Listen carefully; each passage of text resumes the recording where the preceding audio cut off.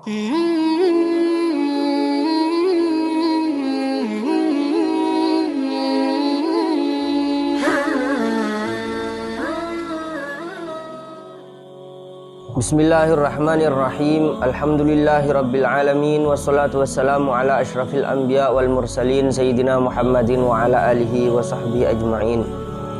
Laisal jamalu jamalal lubsi wal badan. Kegantengan ria beni ganteng pakai naban badan. Ketampanan bukan dari jasad atau ketampanan bukan dari bagaimana berpakaian, berpenampilan. Innal jamala jamalul ilmi wal fatan.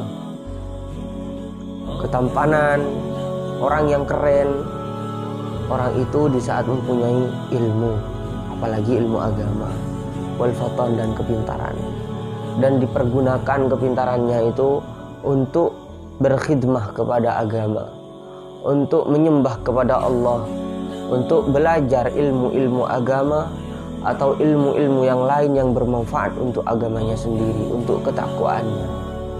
Banyak orang pintar itu tapi digunakan untuk menipu orang, investasi abal-abal, koruptor dan lain-lain. Itu kan orang-orang pintar. Bahkan ada yang sekolahnya itu ada yang sekolah tinggi dan lain-lain, tapi mereka memang pintar, tapi digunakan untuk apa? Untuk menipu rakyat, untuk mencuri uang rakyat. Itu yang dinamakan tikus berdasi. Nah, dari itu ketampanan itu adalah ilmu yang diamalkan, mempunyai ilmu yang diamalkan, mempunyai kesabaran, kepintaran, di situ adalah orang yang tampan. Jadi bukan dari cara berpenampilan, misalnya baju ini harganya 3 juta, 300 juta, tapi akhlaknya jelek. Ada manfaatnya? Tidak ada. Tapi orangnya biasa-biasa aja, pakaiannya sederhana, tapi orang itu penyabar, penolong, penasehat. Di situ yang terpenting. Nah, jadi kita dinilai bukan dari cara pakaian kita, bukan dari cara berpenampilan. Al-insan bi akhlaqihi la bi ziyyihi. Manusia itu dinilai akhlaknya, bukan dari pakaiannya, bukan dari penampilannya. Elit itu di hati. Seperti apa hati yang elit itu? Hati yang selalu menyambung kepada Rasulullah, yang selalu ingat, menangis kepada Allah Subhanahu wa ta'ala. Laisal jamalu jamalas saut wassuar.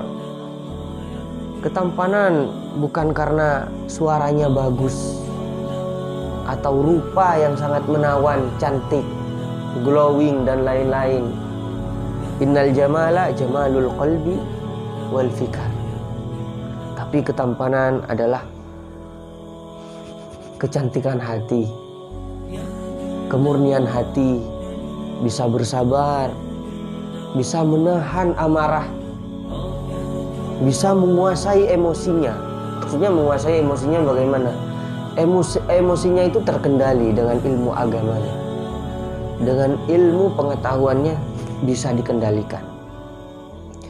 Innal jamala jamalul qalbi wal fikar. Cara berfikirnya bagaimana? Karena apa? Banyak orang itu ngomong seenaknya saja, menyinggung sana sini, merasa dirinya paling benar. Banyak orang walaupun ceramah, walaupun nasihat disampaikan kepada orang lain, tidak boleh menyinggung orang lain, menyakiti sesama muslim. Tetap harus dijaga. Makanya sebelum ngomong kita pikir dulu. Canreng meturi berkhidmatan kau reng. Abentar nyaman TV. Iya keh tak mandang itu kelakuan apa ya dan siapa.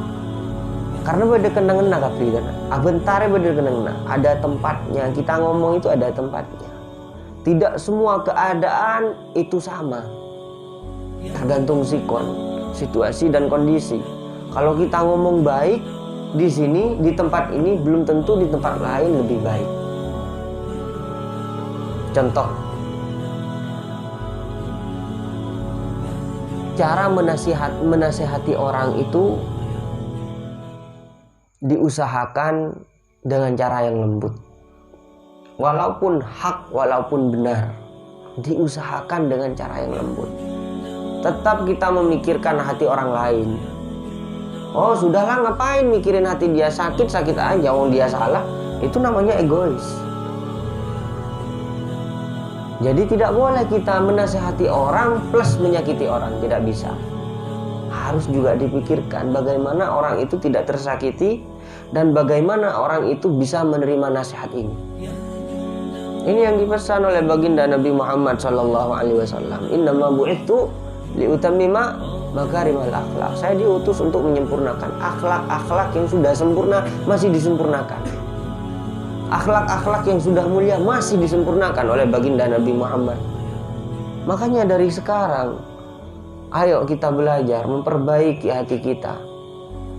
Caranya satu, belajar mendekat kepada agama, mendekat kepada tokoh-tokoh agama yang mengajari kita bagaimana cara kita bersabar, bagaimana cara kita bersyukur, bagaimana cara kita menghargai orang lain, bagaimana cara kita menghindar dari suudzon kepada orang lain. Ingat, iyyakum wadzon, kata Rasulullah sallallahu alaihi wasallam, sabda Rasulullah, ingat, hati-hati dengan prasangka yang buruk. Negative thinking, netting kata orang sekarang. Kenapa? Ketemu dengan orang baru, oh ini orang dari ciri-cirinya sekian, orangnya penipu dan lain-lain. Jangan seperti itu.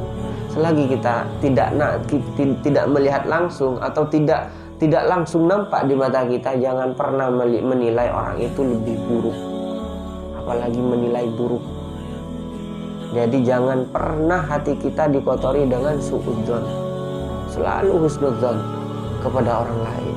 Tapi bukan berarti tidak hati-hati. Ada orang yang tidak dikenal minta uang ke tawab. Wah, minta uangnya 100 juta pinjem, besok saya kasih. Iman beri gendeng berarti karena orang tak kenal, urus gitu. Dalam pacaran.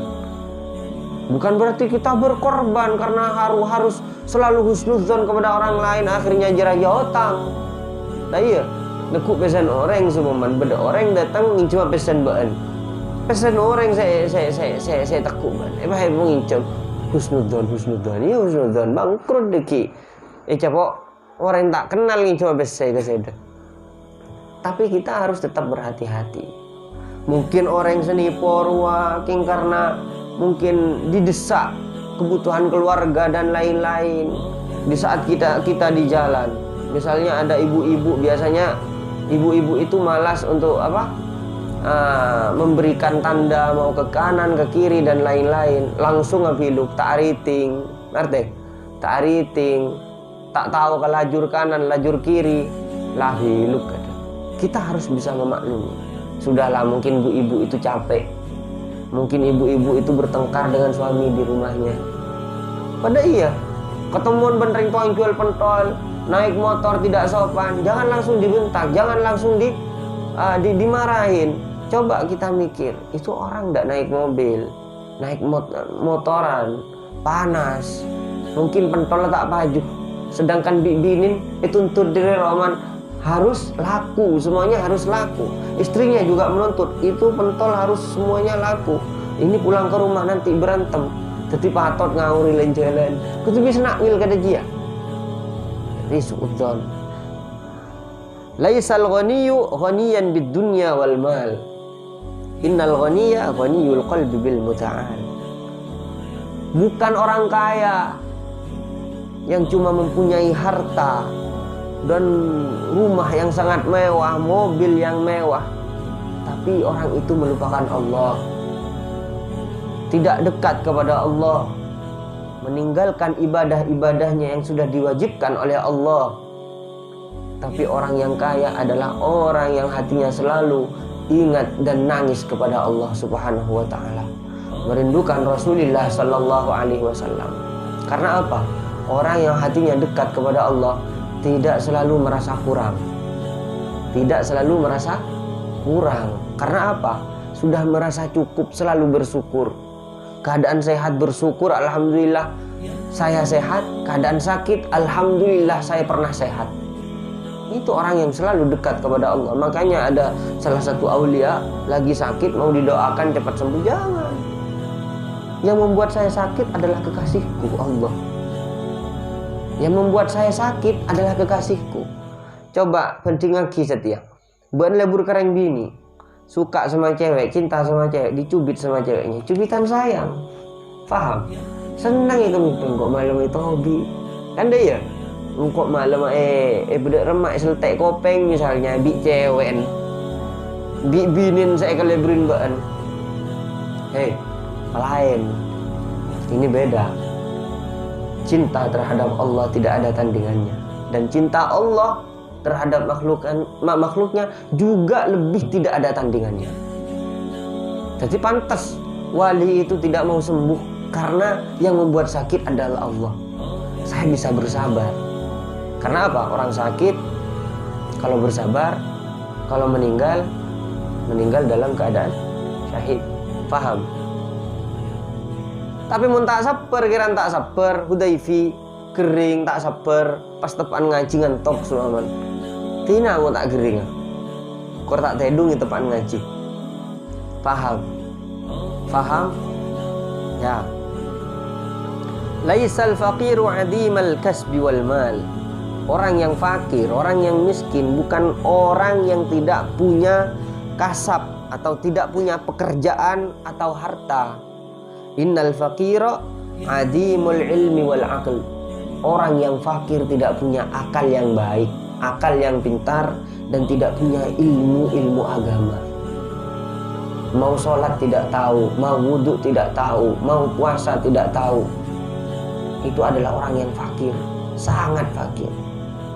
Maka dari itu kita selalu minta kepada Allah, semoga dijadikan orang yang kaya hati.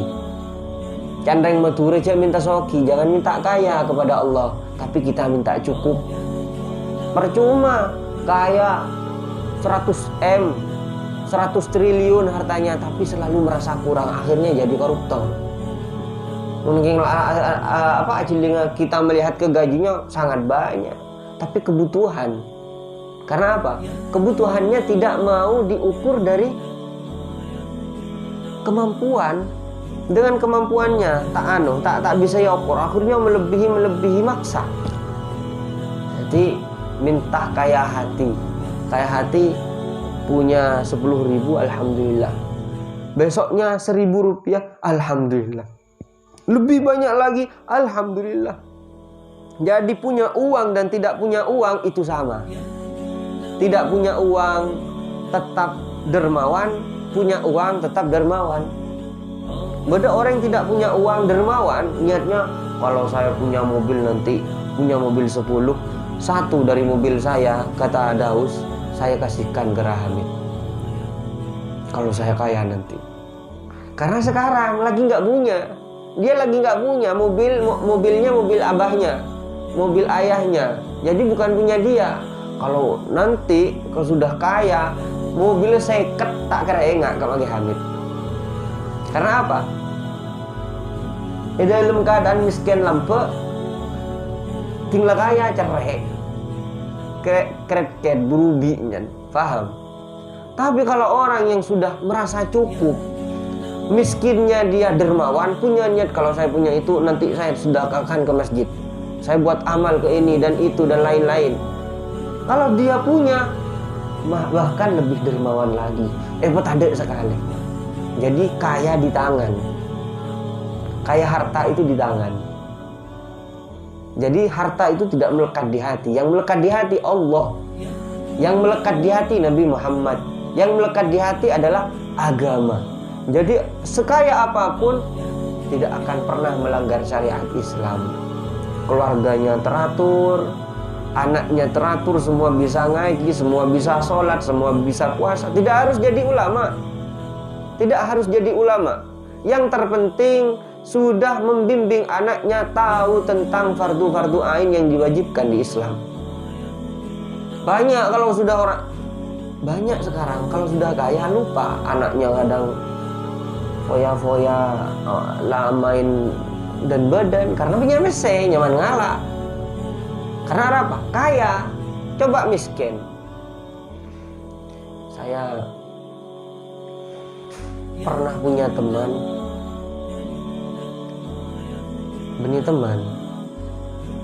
masih family tapi jauh. Itu Bu Nyai Neng Lombok waktu ki mudan masih sehatnya dia selalu jalan-jalan terus. Jalan. Sekarang empon stroke. Pas ngucap tinang kok mantar tak beres. Semoga saya tidak sembuh. Biar saya tidak suka jalan. Arten gelenon melarat orang sengadari ya. Orang kayak kikeh ya wat-wat stroke. Terus tak beres mulai tak jalan. Dari terabal di ajunan Allah Subhanahu wa taala. Faham? Nanti Arya saya kocen kaya hati. Laisal faqiru adimal kasbi wal mal. Innal faqira faqirul ilmi wal adab. Orang yang miskin bukan karena tidak punya pekerjaan atau harta, tapi orang yang miskin, orang yang fakir adalah faqirul ilm, tidak mempunyai ilmu apapun. Ilmu umum nol, ilmu agama nol, rekan mayit aja lenan tada adun. Kayak lagi tak ibendem. Wal adab, tata krama, akhlak, tata krama, etika, adab. Butuh andi penting. Sepinter apapun, setinggi apapun ilmunya, setinggi apapun pengetahuannya, setinggi apapun titelnya, kalau tidak mempunyai akhlak, percuma. Sama dengan iblis. Iblis itu pintar, bahkan gurunya Nabi Adam. Tapi karena sombong, tidak punya akhlak, dilaknat penghuni neraka. Dilaknat menjadi penghuni neraka, abadi di api neraka. Apa? Ilmu nanti. Maka dari diri ya, hati tetap dijaga, ikhlas, sabar, bersyukur kepada Allah Subhanahu wa taala.